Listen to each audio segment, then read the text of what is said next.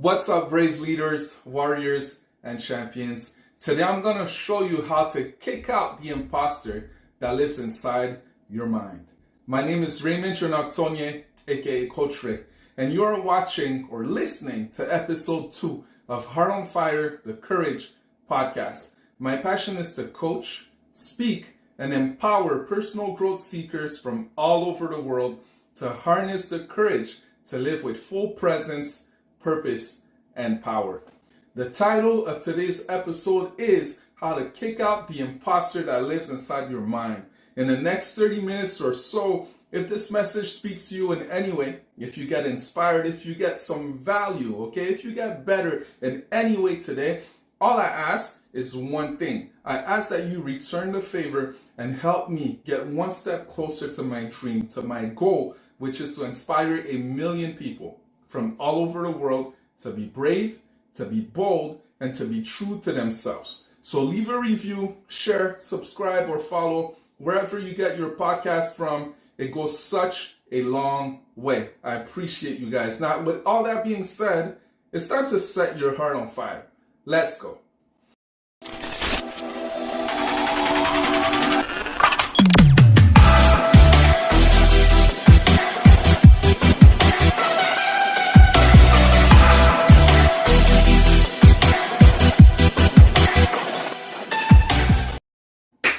We're back.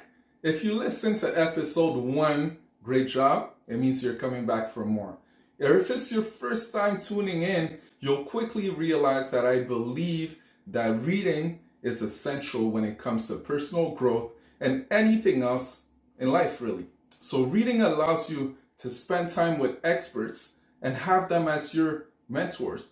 If you don't have the opportunity or the time to be around a Tony Robbins every single day, to learn business, from business leaders, to learn marketing from Donald Miller, to learn about psychology, philosophy, all of these things, where these experts, these greats, they have books, right? And reading this book allows you to spend time with them, allows you to get a glimpse of how they think, of how they got to where they are, of how they approach different things, and you can basically have them as your mentors, okay? Reading also elevates your perspective.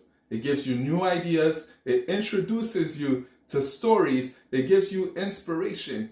Stories of what's possible. You don't know what you don't know, right? And lastly, reading accelerates your exposure to more experiences to fast track your success. Wherever you are, okay, you might not have the opportunity to be exposed to different things that can really fast track your success. If you can become an expert in 10 years instead of 20 years, wouldn't you rather do it in 10 years?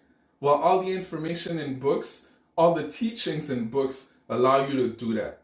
Leaders are readers. Why am I driving this home so much?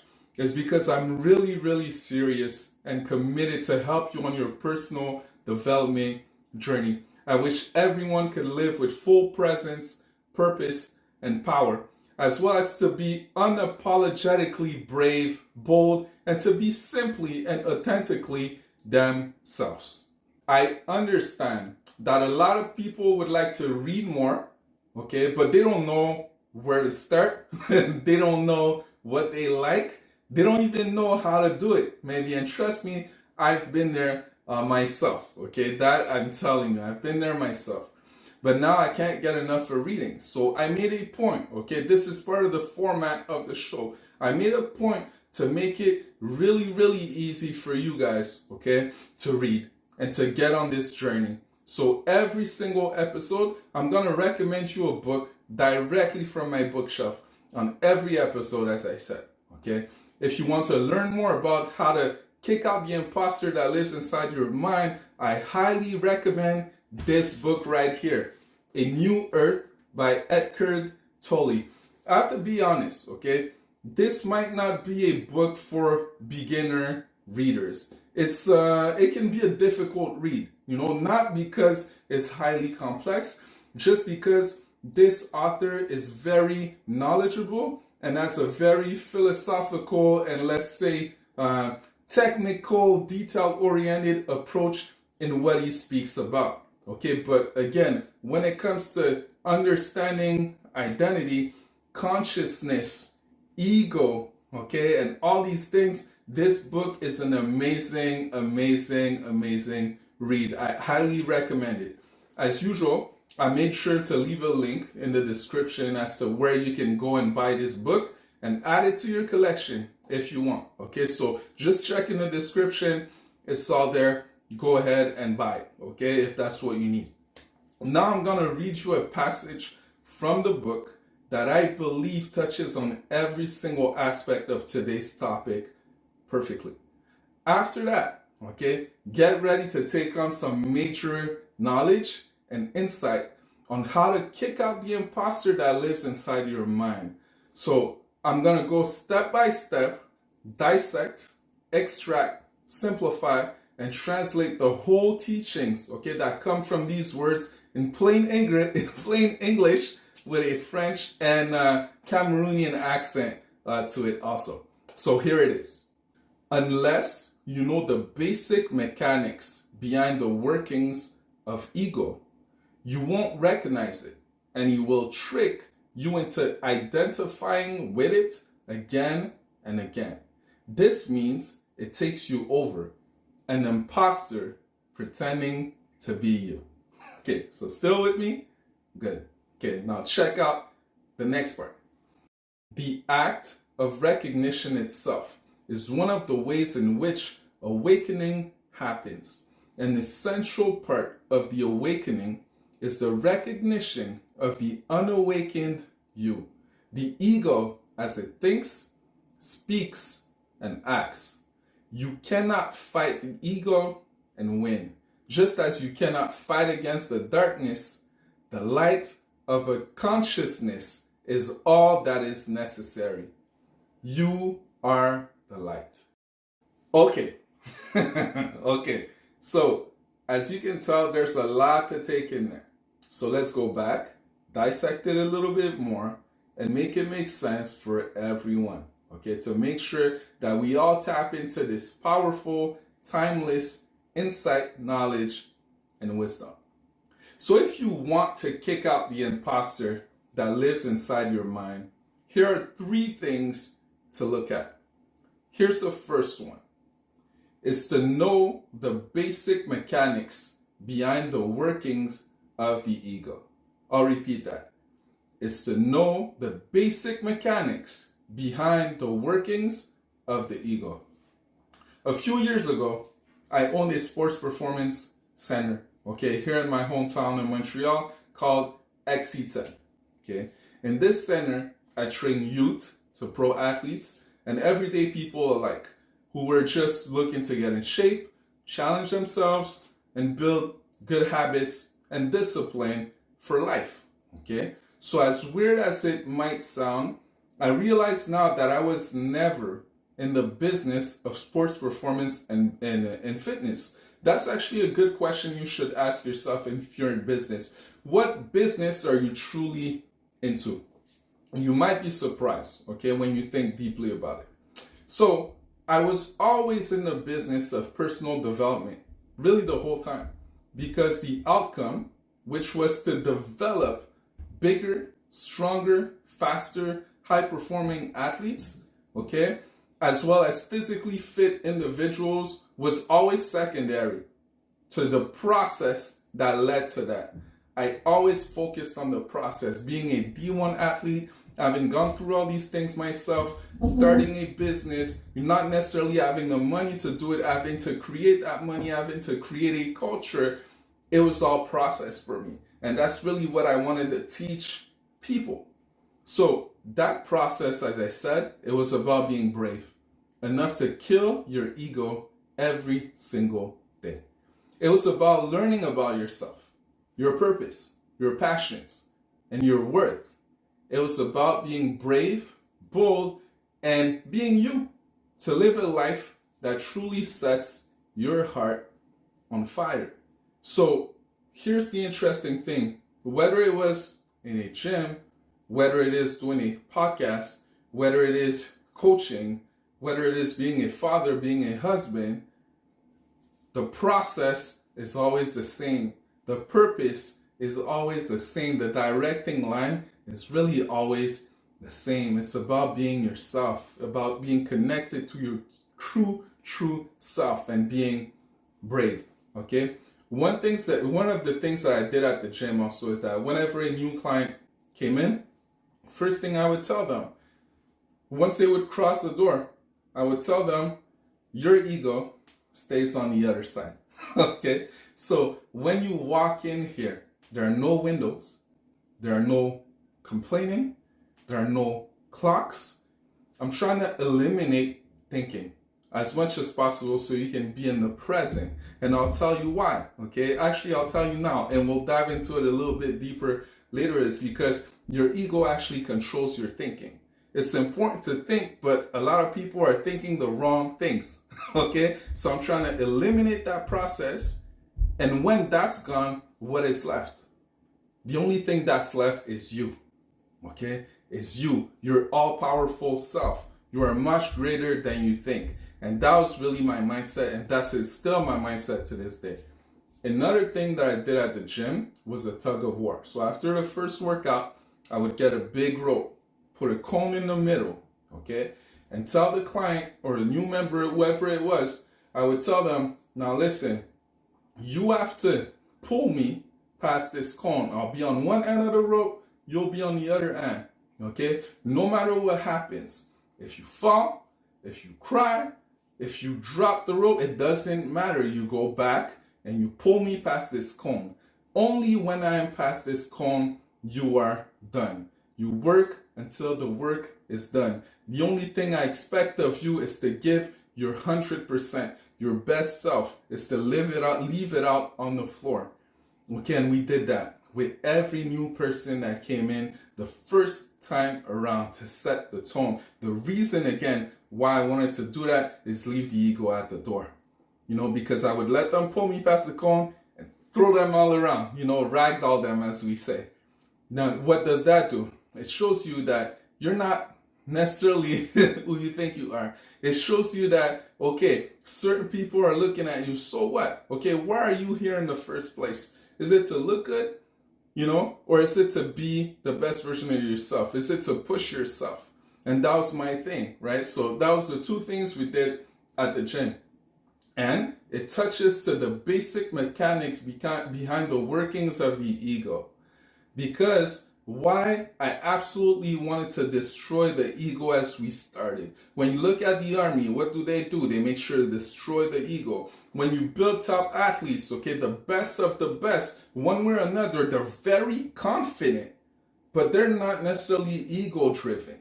They have a certain focus, a certain alignment with something deeper. Okay? So here's what the ego actually does to you. Here's how it works. And it's really important to understand it, because that's how you will kick out the imposter in your mind, masquerading as yourself every single day. Okay? The ego works with delusion.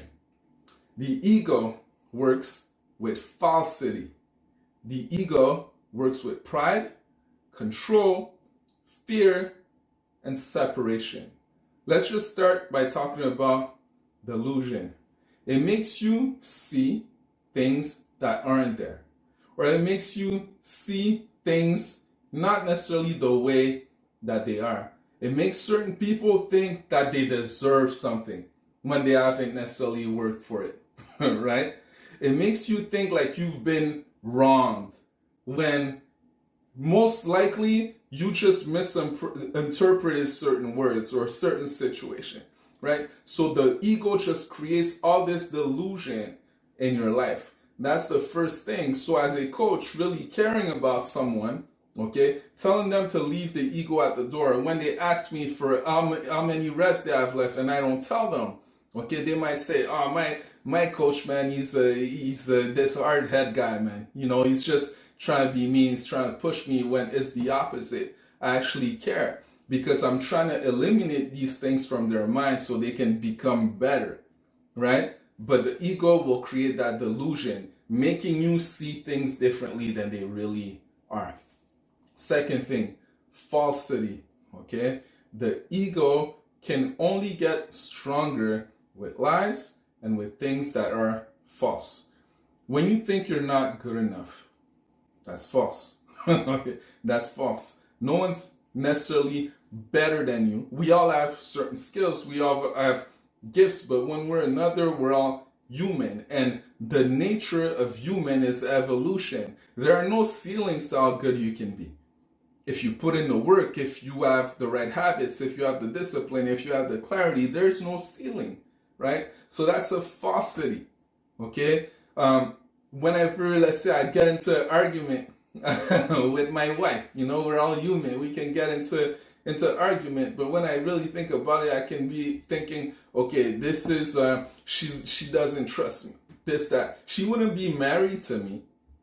She wouldn't have children with me. Well, let's say if she's a decent person, if she's a smart person, which she is, she wouldn't be married to me or have children to me or wanted to build her life with me if she didn't trust me. That's false. It makes absolutely no sense, right? Well, that's ego talking. That's not you talking.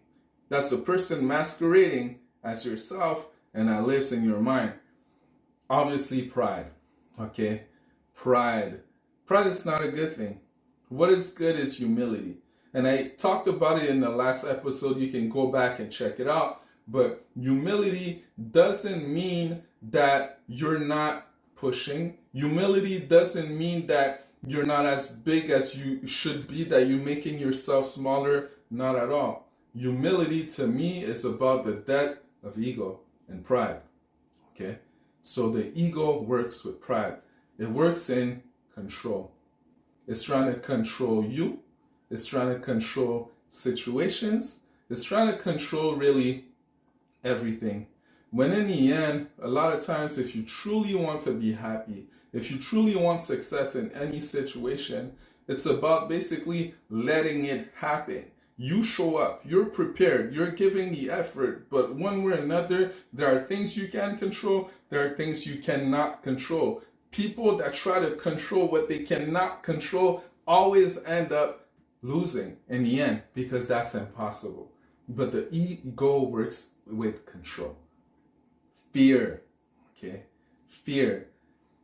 That's basically the basic fundamental strength of the ego.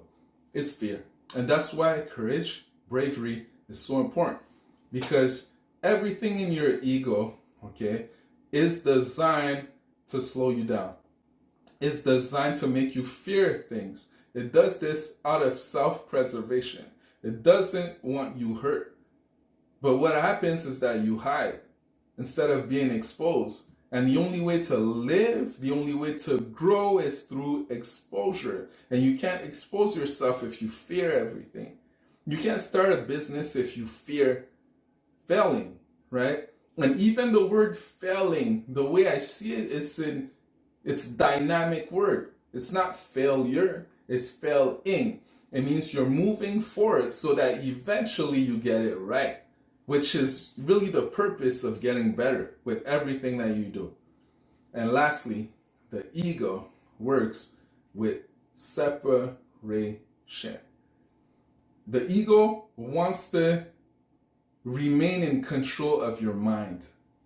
How does it do that? The only way it can do that is by keeping you unaware, okay? Which is our next point.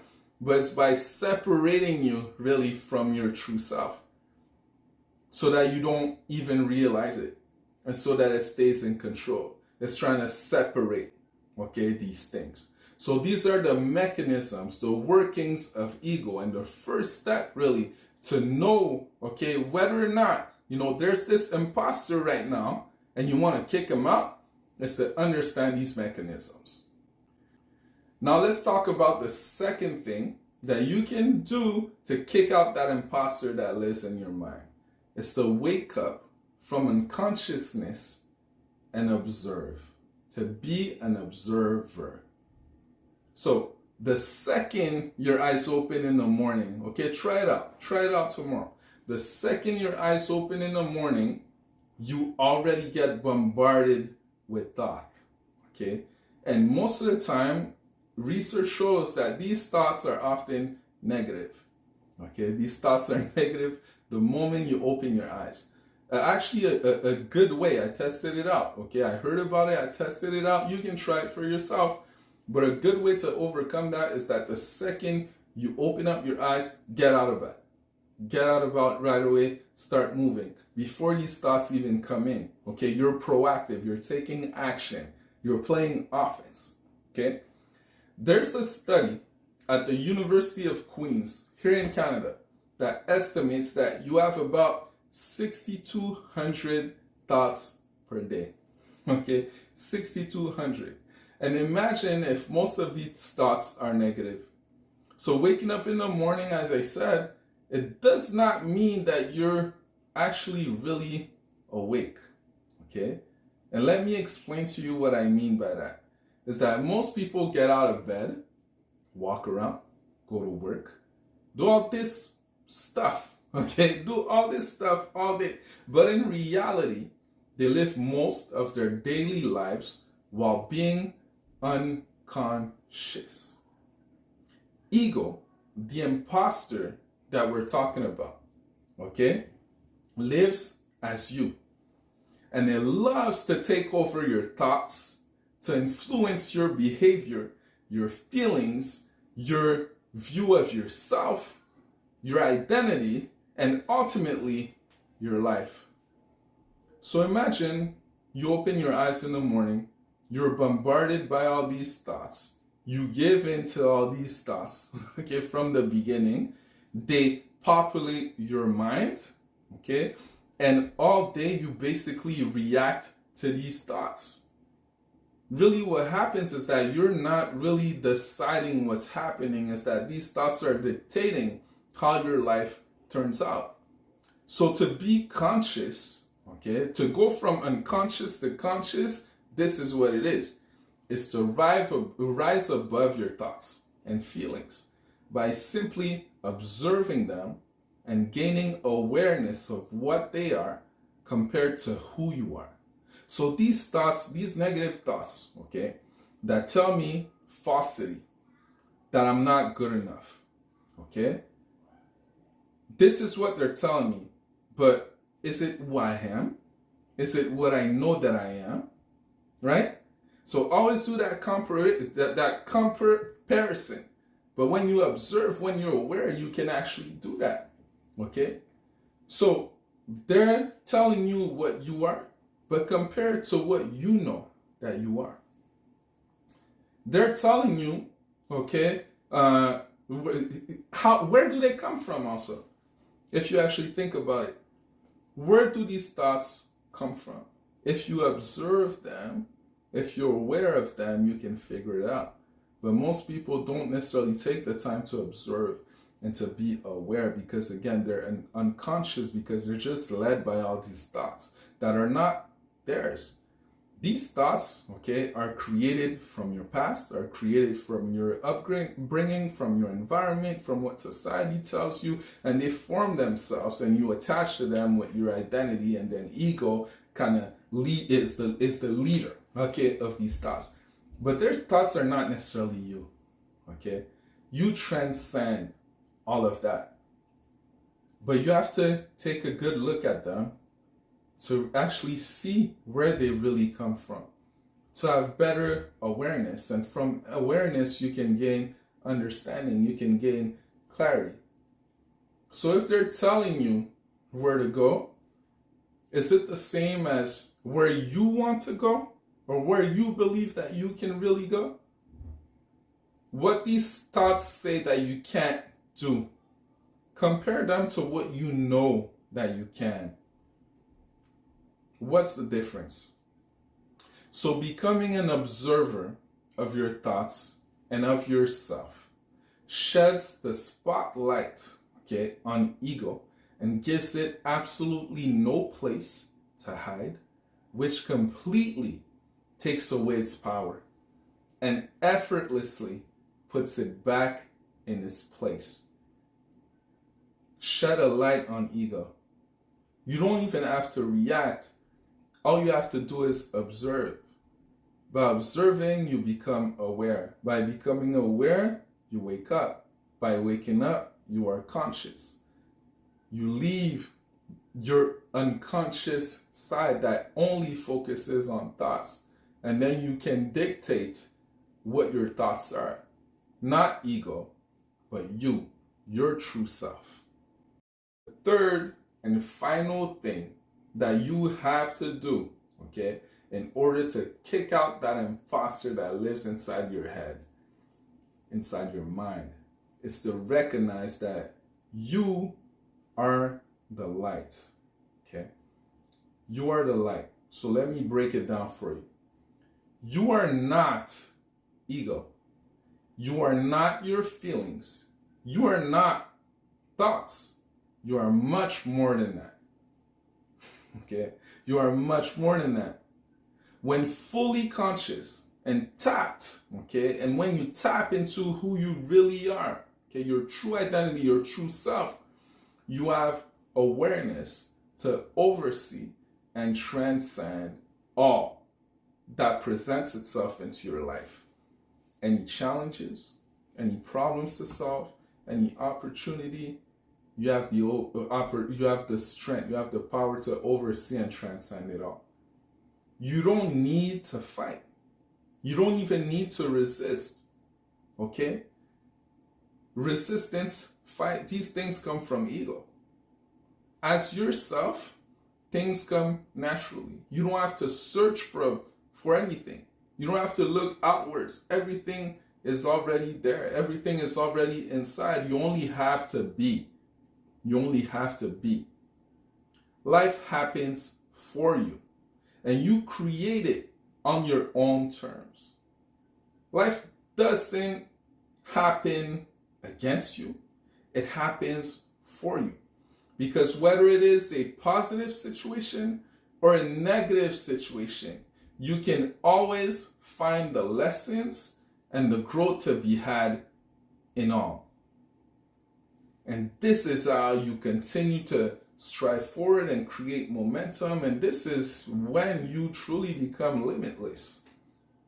It's just by simply being you. Okay? Simply being you. This is when you create a life that sets your heart on fire, and you do it on your own terms because you're proactive. You're not reactive to thoughts that are formed by ego and that don't necessarily come from you.